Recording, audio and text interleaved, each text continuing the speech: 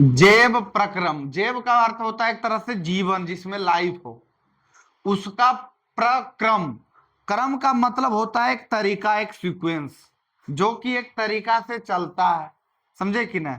आओ, प्रक्रम का मतलब होता है क्रम में प्र जुड़ा है, प्र एक प्रकार के उपसर्ग है। जैसे काश में अगर प्र जुड़ता है प्रकाश हो जाता है, कार में अगर जुड़ेगा प्रकार हो जाएगा, उसी तरह क्रम में अगर प्र जुड़ेगा तो प्रक्रम हो जाएगा। तो हमारा जीवन का जो प्रक्रम चलता है, कैसे कैसे चलता है, वो जैव प्रक्रम हमको बताएगा। इस चैप्टर में हमको कौन बताएगा? जैव प्रक्रम बताएगा। वे सभी प्रक्रम जो संयुक्त रूप से जीवों को क्या करता है? अनुरक्षण करना, यानी सुरक्षा प्रदान करना, रक्षा प्रदान करना, करने का कार्य कहलाता है। तो जैव प्रक्रम काल कहते हैं। जैव प्रक्रम की परिभाषा पूछेगा कि जैव प्रक्रम किसे कहते हैं, एनसीईआरटी ने साफ शब्दों में कहा है कि वे सारी क्रियाएं, वे सारे प्रक्रम या संयुक्त रूप से प्रक्रम जो जीवों को क्या करे? अनुरक्षण करे और रक्षा प्रदान करे, उसे हम जैव प्रक्रम कहते हैं।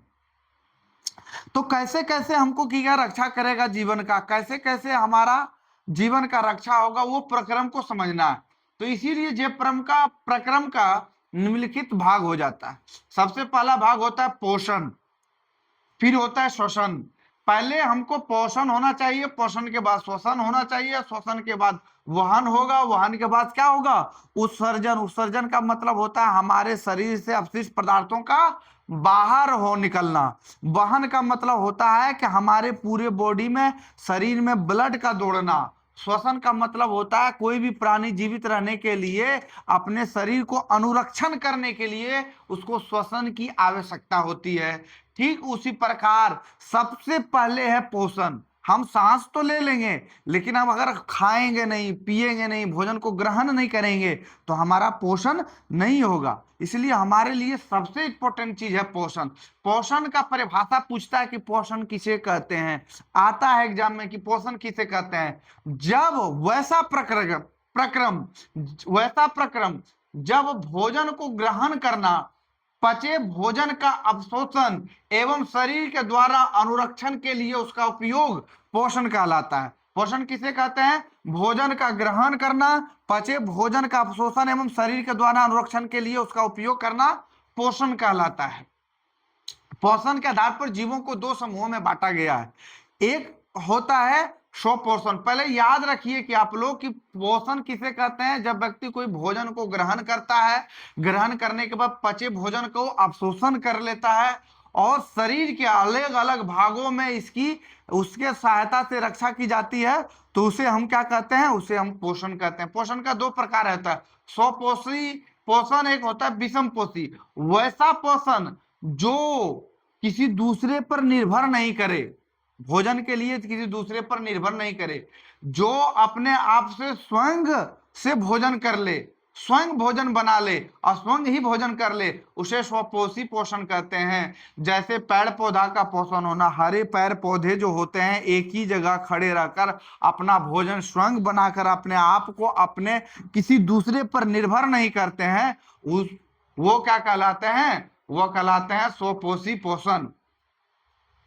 विषम पोषी पोषण किसे कहते हैं? वैसा तरीका जो दूसरों पर, अपना भोजन के लिए दूसरों पर निर्भर करे, उसे हम विषम पोषण कहते हैं। जैसे हम लोग हो गए, मानव हो गया, अन्य जीव जंतु जो हो गए, वो सारे विषम पोषी हो गए, विषम पोषी पोषण के लिए हो गए।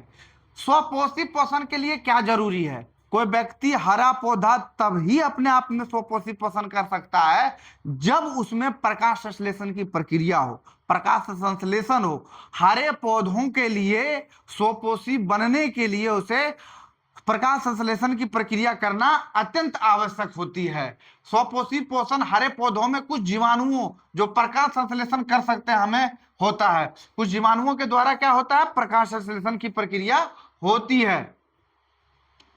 वह प्रक्रम जिसमें स्वपोषी बाहर से लिए पदार्थों को ऊर्जा द्वारा संचित रूप में परिवर्तित कर देता है। यह पदार्थ कार्बन डाइऑक्साइड जल के रूप में लिए जाते हैं, जो सूर्य के प्रकाश तथा क्लोरोफिल की उपस्थिति में कार्बोहाइड्रेट में परिवर्तित कर देता है। उसे क्या कहते हैं? प्रकाश संश्लेषण कहते हैं। सीधे शब्दों में याद रखें कि सूर्य की प्रकाश की उपस्थिति में जब हरा पौधा जल एवं कार्बन डाइऑक्साइड के साथ साथ जो है क्लोरोफिल की उपस्थिति में ग्लूकोज और ऑक्सीजन और जल को उत्पाद के रूप में हमें देता है, तो इस प्रक्रिया को क्या कहते हैं? प्रकाश संश्लेषण कहते हैं। सूर्य के उपस्थिति में हरे पौधों को भोजन बनाना प्रकाश संश्लेषण कहलाता है। सीधे शब्दों में याद रखें, हरे पौधे जब सूर्य के प्रकाश की उपस्थिति में अपना भोजन बनाता है तो उसे प्रकाश संश्लेषण कहते हैं। प्रकाश संश्लेषण का सूत्र एग्जाम में आता है, वो होता है C2 प्लस H2O क्लोरोफिल और प्रकाश के साथ C6H12 और 6O2H2O बनाता है। ये भाग लेने वाले पदार्थ हैं। प्रकाश संश्लेषण में कौन कौन भाग लेते हैं? कार्बन डाइऑक्साइड भाग लेते हैं, जल भाग लेते हैं, क्लोरोफिल भाग लेते हैं, सूर्य का प्रकाश भाग लेते हैं। याद रखें, ये एग्जाम में पूछेगा। प्रकाश संश्लेषण में आवश्यक कच्ची सामग्री जो भाग लेने वाले अवयव हैं, सूर्य का प्रकाश, क्लोरोफिल, कार्बन डाइऑक्साइड और जल, ये चारों जो है भाग लेते हैं। बनते क्या है पूछेगा। प्रकाश संश्लेषण की प्रक्रिया में उत्पाद क्या बनता है, क्या उत्पाद होता है? तो ग्लूकोज का सूत्र पूछेगा क्या होता है? C6H12O6 ग्लूकोज का सूत्र होता है। C6H12O6 ग्लूकोज का सूत्र होता है। इसके साथ और क्या उत्पाद होता है? इसके साथ O2 ऑक्सीजन का उत्पाद होता है। इसके साथ और क्या बनता है? इसके साथ जल बनता है। ये सारी चीजें क्या होती है? बनती है। प्रकाश संश्लेषण के दौरान निम्नलिखित में से घटनाएं होती है। कौन सी घटनाएं होती है? तो क्लोरोफिल द्वारा प्रकाश ऊर्जा को अवशोषित करना, ये प्रकाश को अवशोषित करते हैं। रासायनिक ऊर्जा में रूपांतरित करना, जल अणुओं को हाइड्रोजन तथा ऑक्सीजन में अपघटन करना, इनका प्रमुख घटनाएं होती है। कार्बन डाइऑक्साइड को कार्बोहाइड्रेट में बदलना। पूछेगा कि हरे पौधे CO2 कार्बन डाइऑक्साइड को किस रूप में बदलता है? तो उसको कार्बोहाइड्रेट में बदलता है। वो भी किसके द्वारा, कौन सी प्रक्रिया द्वारा कार्बन डाइऑक्साइड को कार्बोहाइड्रेट में बदला जाता है? किस प्रक्रिया के द्वारा? तो अपचयन प्रक्रिया के द्वारा कार्बन डाइऑक्साइड को कार्बोहाइड्रेट के रूप में बदला जाता है। हरे पौधे क्या चीज को अवशोषित करते हैं? तो प्रकाश की ऊर्जा को अवशोषित करते हैं। प्रकाश ऊर्जा को रासायनिक ऊर्जा में परिवर्तन करते हैं। जल के अणुओं को हाइड्रोजन तथा ऑक्सीजन में अपघटन करते हैं। अब हम समझेंगे कि प्रकाश संश्लेषण की प्रक्रिया कहां कहां होती है। तो प्रकाश संश्लेषण की जो प्रक्रियाएं होती है हरी पत्तियों में, पौधों के पत्तियों में प्रकाश संश्लेषण की प्रक्रियाएं होती है। पौधों के पत्तियों में प्रकाश संश्लेषण की प्रक्रिया होती है। पत्तियों में एक छिद्र होता है, उस छिद्र को रंध्र कहते हैं या स्टोमाटा कहते हैं। स्टोमाटा किसे कहते हैं? तो पत्तियों में होने वाले छिद्र को स्टोमाटा कहते हैं। पत्तियों की सतह पर जो सूक्ष्म छिद्र होते हैं उसे रंध्र, अंग्रेजी में उसे स्टोमाटा कहते हैं। ये एग्जाम में आता है। कहता है कि प्रकाश संश्लेषण के लिए गैसों का अधिकांश आदान प्रदान इन्हीं छिद्रों के द्वारा होता है। बोलेगा कि जो CO2 जो गैस होती है, जो वायुमंडल से जो हरे पौधे जो अवशोषित करते हैं, तो पत्तों के जो ऊपरी में जो छिद्र होता है स्टोमाटा छिद्र, उसी से ये अवशोषित करते हैं। वाष्पोत्सर्जन में जल कहते एक और प्रक्रिया होती है पत्तियों में, वाष्पोत्सर्जन की प्रक्रिया। इसमें जल वाष्प के रूप में होते हैं, रंध्र द्वारा निकल जाते हैं। जब पत्तियों को जो छोटे छोटे छिद्र होते हैं उसमें वाष्पोत्सर्जन की प्रक्रिया होती है, उससे जल का निकलना होता है। वाष्पोत्सर्जन की प्रक्रिया क्या क्या होता है? वैसी प्रक्रिया जो जल सीधे वाष्प में परिवर्तन होकर वायुमंडल में फैल जाते हैं, उसे वाष्पोत्सर्जन कहते हैं। वाष्पोत्सर्जन के लिए इंपॉर्टेंट याद रखना है कि जितना क्षेत्र बड़ा होगा वाष्पोत्सर्जन उतनी तेजी से होगी, क्षेत्र कम होगा वाष्पोत्सर्जन धीरे धीरे धीरे धीरे होगा। पत्तियों में क्या होता है? हरे पत्तियों में वाष्पोत्सर्जन की प्रक्रिया होती है। ये आपका है सहायक कोशिका जो स्टोमाटा के रूप में होती है। द्वार कोशिका, ये पत्तियों का छिद्र रंध्र होते हैं। ऊपर अधिचर्म कोशिका होती है। पत्तियों में सहायक कोशिका, अधिचर्म कोशिका और द्वार कोशिका होता है, और ये रंध्र के छिद्र में होते हैं। रंध्र पत्ती की सतह पर सूक्ष्म छिद्र श्वसन गैसों के विनिमय और वाष्पोत्सर्जन के लिए खुले और बंद होते हैं। पूछेगा स्टोमाटा छिद्र में क्या होता है, पत्तियों में क्या होता है? गैसों का विनिमय होता है। हरे पौधों में गैसों का विनिमय होता है, हरे पत्तियों में वाष्पोत्सर्जन होता है। दो चीज याद रखें, पत्तियों में विनिमय की प्रणाली होती है। विनिमय का मतलब होता है आदान प्रदान करना। अगर गैस ले रहे हैं तो गैस छोड़ेंगे भी, CO2 को अगर ग्रहण कर रहे हैं तो O2 को भी छोड़ेंगे भी, इसको कहते हैं विनिमय। और इसी पत्तियों में वाष्पोत्सर्जन की प्रक्रिया होती है, पत्तियों में वाष्पोत्सर्जन की प्रक्रिया होती है, याद रखने योग्य बात है। अब आते हैं पोषण का एक भाग तो हमने पढ़ लिया, स्वपोषण और परपोषण। अब एक आता है विषम पोषी पोषण। विषम पोषी जो पोषण होते हैं ये किस प्रकार के पोषण होते हैं? ये 3 प्रकार के हैं विषम पोषी पोषण।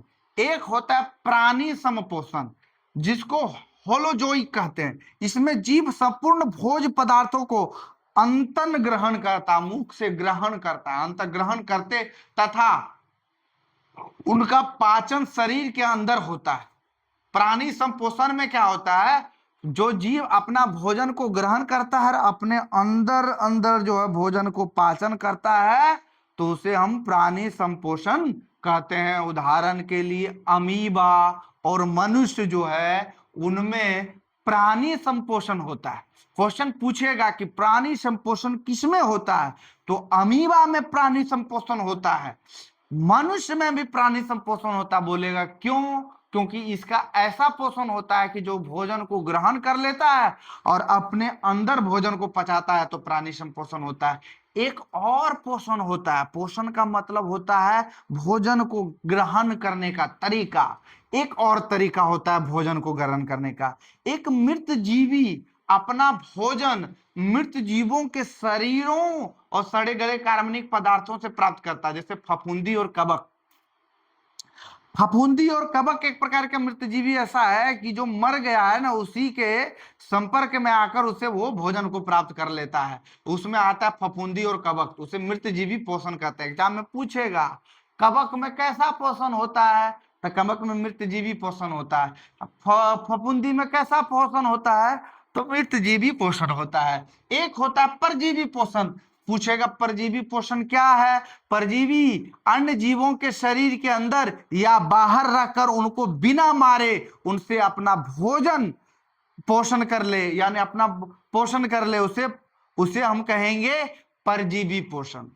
परजीवी का पोषण का मतलब होता है कि किसी के जीवों के ऊपर आश्रित होना। परजीवी का मतलब वो आश्रित होना, हम हो जाएंगे आश्रित और वो जो भोजन प्राप्त करेगा उसी के भोजन से हम अपना भोजन प्राप्त कर लेंगे, उसे कहेंगे परजीवी पोषण। या तो उस जीव के बाहर पर रह के अपना पोषण कर लेंगे, या उसके जीव के अंदर में रह के हम उसी का पोषण कर लेंगे। एग्जाम में बहुत इंपॉर्टेंट होता है कि अमरबेल का एक पौधा होता है, पीला पीला टाइप का पौधा होता है, एकदम लंबा लंबा, मतलब तार के जैसा फैला फैला जैसा अमरबेल का पौधा होता है, समझे कि नहीं? पीला रंग का होता है, वो काफी लाभदायक और आयुर्वेदिक के रूप में वो काफी ऊर्जा मतलब लाभदायक होता है। दवाई के रूप में भी उसका इस्तेमाल किया जाता है अमरबेल का पौधा। पौधा में सारे पौधे जो है कि स्वपोषी है, स्वपोषी है, माने परजीवी नहीं है, सब अपना खुद भोजन बनाता है। लेकिन अमरबेल का पौधा एकमात्र पौधा है जो कि परजीवी पोषण करता है, वो किसी दूसरे का भोज से अपना भोजन प्राप्त करता है। अमरबेल का पौधा एक होता है जू और फीता की कृमि, हुक वर्म, टैप वर्म, गोल कृमि, ये सब जितने हैं ये परजीवी एक प्रकार के हैं। ये अमरबेल का जो पौधा, इसमें इंपॉर्टेंट जो एग्जाम की दृष्टि से आता है, अमरबेल, जू और फीता कृमि, जिनको परजीवी कहा गया, परजीवी पोषण कहा गया। अब आते हैं एग्जाम में, एक होता है अमीबा के बारे में। अमीबा से काफी क्वेश्चन आता है एग्जाम में, पूछा अमीबा, अमीबा कैसा जीव है? अमीबा जो है एक कोशिकीय जीव है, वो कैसे भोजन को ग्रहण करता है? तो वो प्राणी समपोषी जीव है और भोजन को अंतर ग्रहण करता है। क्या करता है? भोजन को अंतर ग्रहण करता है। अमीबा भोजन को अपने पादाब की सहायता से, उनके जो पादाब हैं, ये पादाब की सहायता से भोजन को घेर लेते हैं और घेर कर भोजन को की क्या है, धीरे धीरे घेर लेते हैं और घेर करके अंदर कर लेते हैं, और अंदर में जो है इनका भोजन का पाचन होता है। इसीलिए इसे प्राणी समपोषी जीव भी कहते हैं। और अमीबा का इस प्रकार का पोषण जो है अंतर्ग्रहण कहलाता है। तो अमीबा अपना इस प्रकार से पोषण, ये फिगर भी आता, पहला रूप में यहाँ पे भोजन, दूसरा रूप में इस प्रकार का भोजन, तीसरा में थोड़ा सा भोजन को ग्रहण करना, चौथा में भोजन को अंदर कर लेना। यह अमीबा का नेचर है। कहेगा अमीबा का आकार निश्चित होता है, तो अमीबा का आकार निश्चित नहीं होता, अमीबा का आकार अनिश्चित होता है। ये भी एग्जाम में आता है। अमीबा किस प्रकार का जीव है? एक कोशिकीय जीव है। यह भी आता है। ये भोजन को किस प्रकार ग्रहण करता है? अंतर ग्रहण करता है। अमीबा किस प्रकार का जीव है? प्राणी समपोषी जीव है। अब एक होता है पैरामीशियम, ये भी एक प्रकार के एक कोशिकीय जीव ही हैं, लेकिन इनका आकार कैसा होता है? इनका आकार चप्पल की भांति होता है। ये जो चप्पल जो होता है ना, चप्पल की भांति अमीबा का आकार होता है। नहीं सॉरी, अमीबा का आकार चप्पल की भांति नहीं, गलत। पैरामीशियम का आकार जो है चप्पल की भांति होता है। पैरामीशियम का आकार जो होता है चप्पल की भांति होता है। ये कोशिकीय जीव है। ये पंचकोशिका के पूरी तरह से ढक लेता है और भोजन का एक विशिष्ट स्थान से ग्रहण किया जाता है। किसमें? पैरामीशियम में। मनुष्यों में पोषण, मनुष्यों में पोषण कैसे कैसे होगा? मनुष्यों में अंतर ग्रहण होता है। पहले हम ग्रहण करते हैं, फिर बाद में जो है पेट में जब भोजन चला जाता है तो उसका पाचन होता है। पाचन होने के बाद आंत के द्वारा या तो हमारे शरीर के अंगों के द्वारा उसका अवशोषण होता है। भोजन को अवशोषण करते हैं, अवशोषण करके पूरे फिर बॉडी में स्वांगीकरण यानी धीरे धीरे करके फैला देते हैं। फिर बहिक्षेपण करते हैं, जिसकी आवश्यकता होती है उसकी पूर्ति करते हैं, और जो आवश्यकता जिसकी नहीं होती है वो मलमूत्र के द्वारा बाहर निकल जाता है। ये इस प्रकार से मनुष्यों में पोषण होता है। हम सबसे पहले पढ़ेंगे कि अंतर्ग्रहण, आहार नाल मूल रूप से मुंह से गुदा तक विस्तृत एक लंबी नली है। हम मनुष्यों में अंतर्ग्रहण कहेंगे। हमारा भोजन का ग्रहण करना मुख से लेकर मल द्वार तक फैला हुआ रहता है। मुख से लेकर मल द्वार तक जो है आहार नाल एक तरह से फैला रहता है। मुख से लेकर गुदा तक इसका विस्तार होता है, एक लंबी नली की तरह होती है। पूछेगा जैसे मुंह में भोजन का हम अंतर्ग्रहण करते हैं, दांतों के द्वारा भोजन का चबाने का काम करता है। जीवा से भोजन और लार के साथ पूरी तरह से हम निगलने का काम करते हैं, मिलाने का काम करते हैं। लाल ग्रंथि हमारे अंदर होती है, जिससे निकलने वाले रस को लार रस या लार कहते हैं, जो एक प्रकार की रस निकलता है जो भोजन को मिलाता है, भोजन को पाचित करने में मदद करता है। स्टार्च, लार, एमिलेस, एंजाइम, माल्टोज, शर्करा, ये सब जो हैं हमारे रस हैं। स्टार्च लार है, एमिलस है, एंजाइम है, माल्टोज है, ये शर्करा है। ये लार ग्रंथि से निकलता है। भोजन का ग्रसिका, भोजन की जो ग्रसिका होती है मुंह से अमाशय तक भोजन ग्रसिका की क्रमाकुंचन गति के द्वारा ले जाया जाता है। यानी पूछेगा कि हमारे शरीर में जो भोजन जो है किस प्रक्रिया के द्वारा नीचे उतरता है, तो कर्माकुंचन के द्वारा। अगर भोजन सीधे हमारे शरीर में अगर डायरेक्ट गिर जाएगा तो हद दबर गिरेगा, हद दबर ऐसे करेगा, जैसे गिरेगा तैसे ऐसे करेगा, वो ऐसा नहीं होता। कर्मानुकुंचन प्रक्रिया के द्वारा धीरे धीरे धीरे धीरे भोजन जो है हमारा जो है कंठ, ये जो भोजन जो है पाइप नली के द्वारा धीरे धीरे धीरे धीरे धीरे आंतों में प्रवेश करती है। एकाएक नहीं, जो भोजन गिले तुरंत पेट में चल जाए, ऐसा नहीं होता है। तो कर्मानुकुंचन पूछता है कि कर्मानुकुंचन किसे कहते हैं? जब भोजन अपने धीरे धीरे धीरे धीरे पेटों में पहुंचती है, धीरे धीरे की क्या आंतों में प्रवेश करती है और धीरे धीरे की क्या संवहन करती है, तो उसे हम कर्मानुकुंचन कहते हैं। अब हमको बताया गया है जिह्वा।